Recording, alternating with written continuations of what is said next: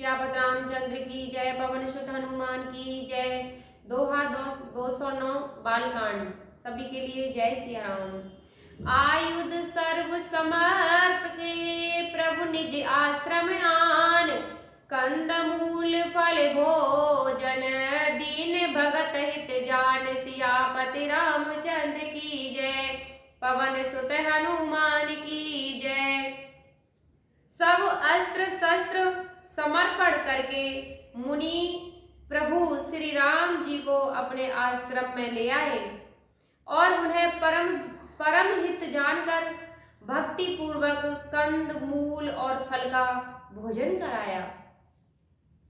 प्रातः कहा मुनि सन रघुराई, रामा रमा निर्भय यज्ञ करहु तुम जाई। सिया रामा रमा होम करन लागे मुनि झारी, रामा रमा आप रहे मख की रखवारी। सिया रामा।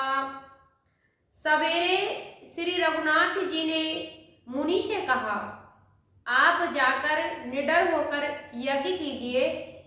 यह सुनकर सब मुनि हवन करने लगे और श्री राम जी यज्ञ की रखवाली पर रहे। रम सुनि मारीच निशाचर क्रोही, रामा रमले सहाय धावा मुनि द्रोही। सिया रामा रम बिनु फर बाण राम तिह मारा, रामा रम सत जो जन गा सागर पर। सिया रामा। यह समाचार सुनकर मुनियों का शत्रु क्रोधी राक्षस मारीच अपने साहेबों को लेकर दौड़ा और श्री राम जी ने बिना फल वाला बाण उसको मारा, जिससे वह 100 योजन विस्तार वाले समुद्र के पार जा गिरा। रम पावक सर सुबाहु पुनि मारा, रामा रम अनुजन साचर कटुक संहार। सिया रामा रम मारे असुर द्विज निर्भयकारी, रामा रमा स्तुत करहे देव मुनि झारी। सिया रामा। फिर सुबाहु को अग्निबाण मारा। इधर छोटे भाई लक्ष्मण जी ने राक्षसों की सेना का संहार कर डाला। इस प्रकार श्री राम जी ने राक्षसों को मारकर ब्राह्मणों को निर्भय कर दिया। तब सारे देवता और मुनि स्तुति करने लगे।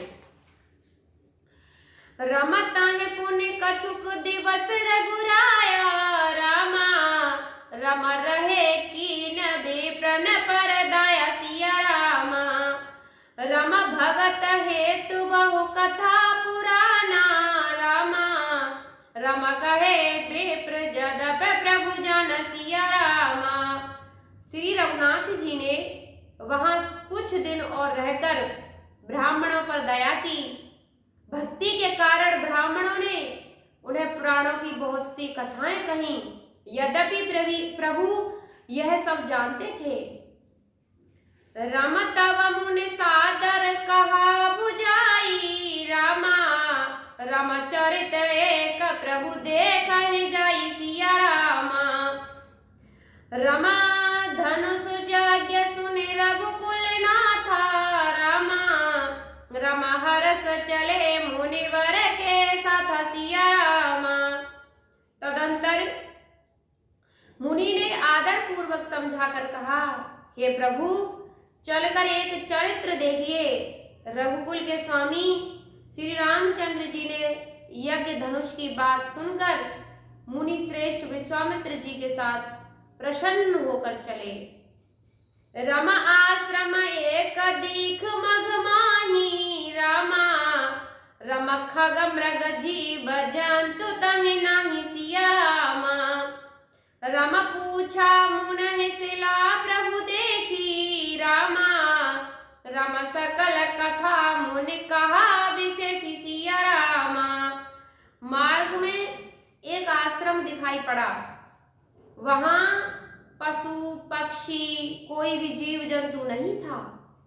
पत्थर की एक शिला को देखकर प्रभु ने पूछा। तब मुनि ने विस्तार पूर्वक सब कथा कही।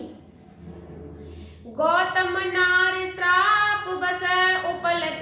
धर धीर, चरण कमल रज चाहत, कृपा करो रघुवीर, सियापति रामचंद्र की जय, पवन सुत हनुमान की जय।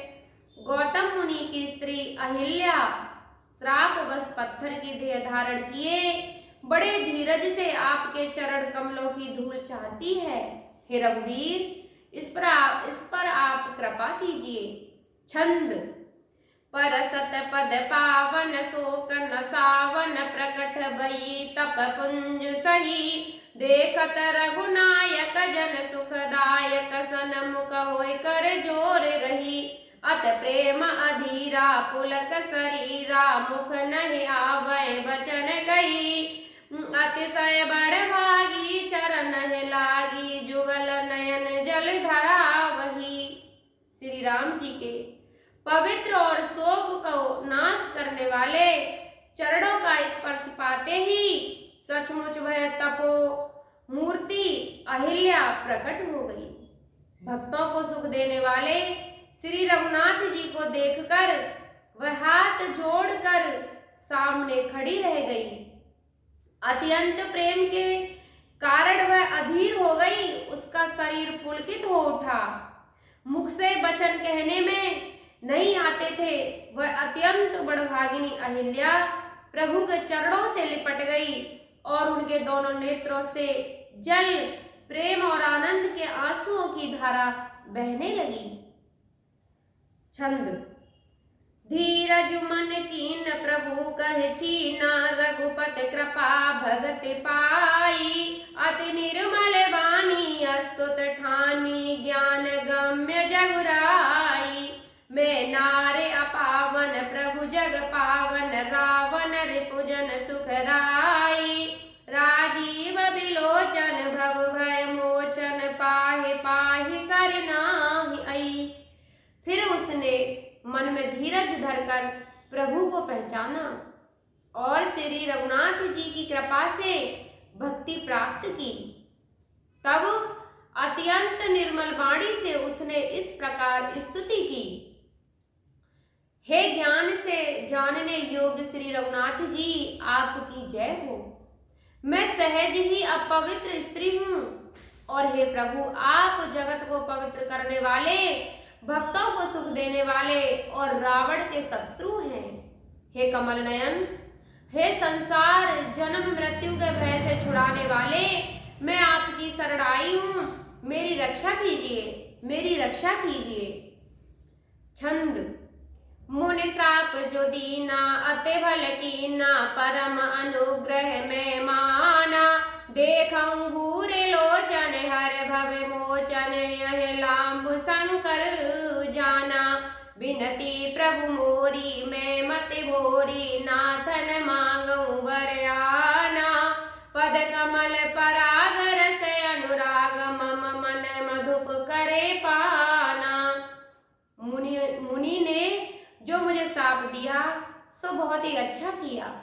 मैं उसे अत्यंत अनुग्रह मानती हूँ कि जिसके कारण मैंने संसार से छुड़ाने वाले श्री हरि आपको नेत्र भरकर देखा है,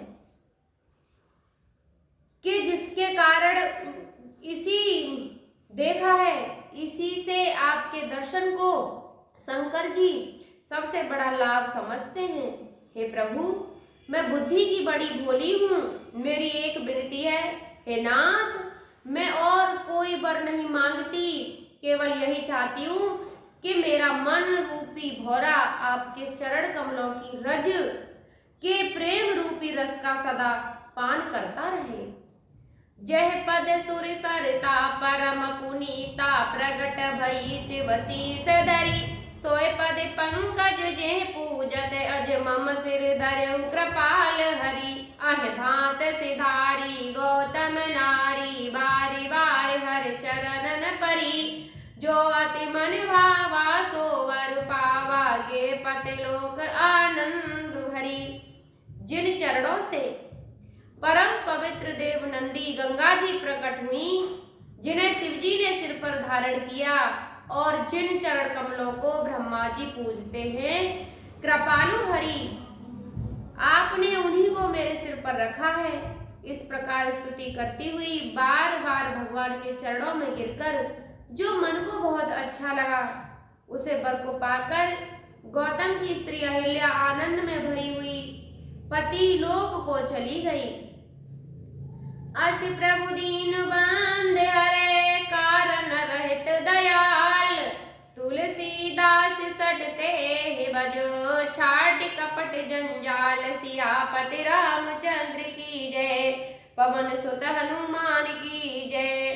प्रभु श्री राम जी ऐसे दीन बंधु और बिना ही कारण दया करने वाले हैं।